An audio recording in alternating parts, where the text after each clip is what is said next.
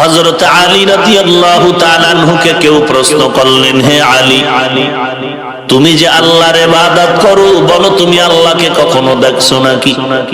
হযরত আলী বলেন, রে ভাই, আমি এমন আল্লাহর ইবাদত করি না যে আল্লাহকে আমি আলী দেখি না। তো আল্লাহকে যে দেখো, বলো আল্লাহ কেমন?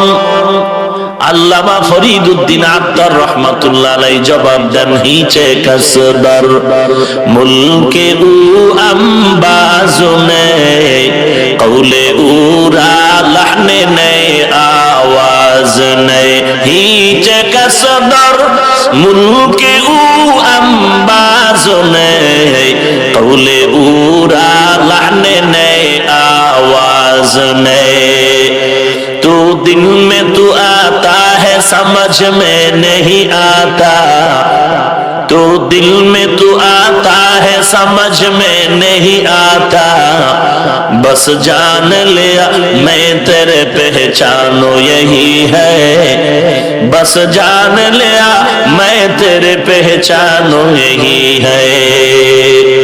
अल्लाह केमन? বলে আল্লাহর কোনো আকার নাই, রং নাই, ঘ্রাণ নাই, আল্লাহর কোনো আকৃতি নাই। বলে আল্লাহ কেমন, এটা অনুভব করার জিনিস, বোঝাবার কোনো ভাষা নাই। বলে আল্লাহকে যদি পেতে চাও আর দেখতে চাও, আল্লাহর কুদরত নিয়ে গবেষণা করো। তাফাক্কারু ফি খালকিল্লাহ ওয়ালা তাতাফাক্কারু ফিল্লাহ।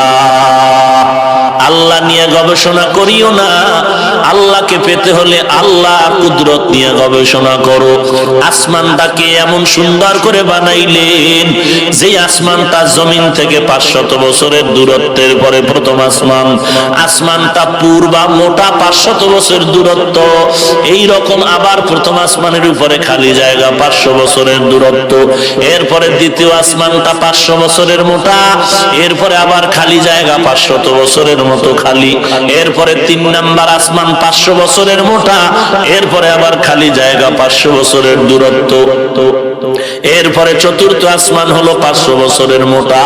নবী বলেন, আমি মেরাজের রাত্রে ওই চতুর্থ আসমান ভেদ করে যখন ঢুকলাম, দরওয়াজা দিয়ে ঢুকিয়া দেখি গোটা বিশ্বে যে সূর্য আলো দেয়, ওই সূর্যটার চতুর্থ আসমানে লাগানো আছে।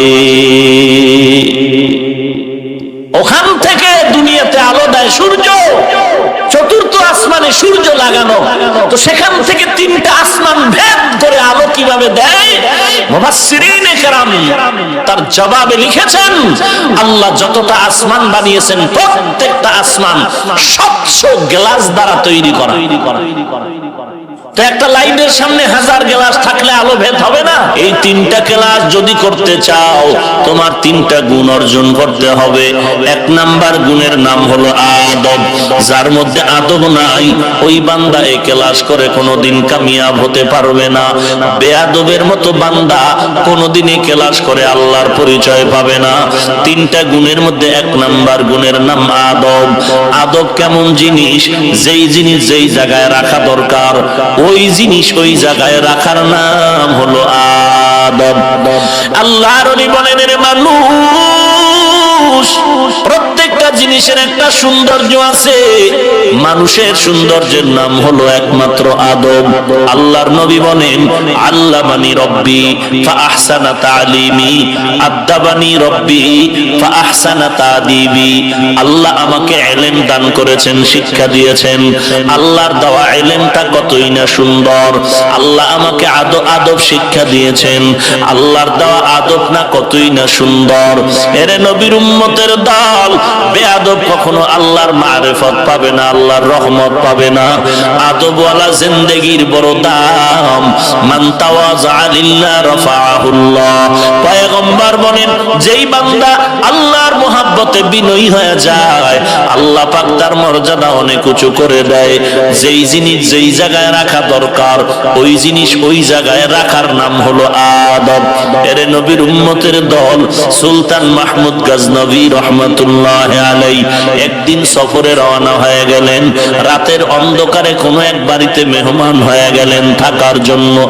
এখন থাকতে গিয়া ওই যুগের মাটির ঘর, ছোটখাটো পরিসরে ছোট একটি ঘরে আশ্রয় নিলেন, একটা রুম দিলেন তাকে থাকার জন্য।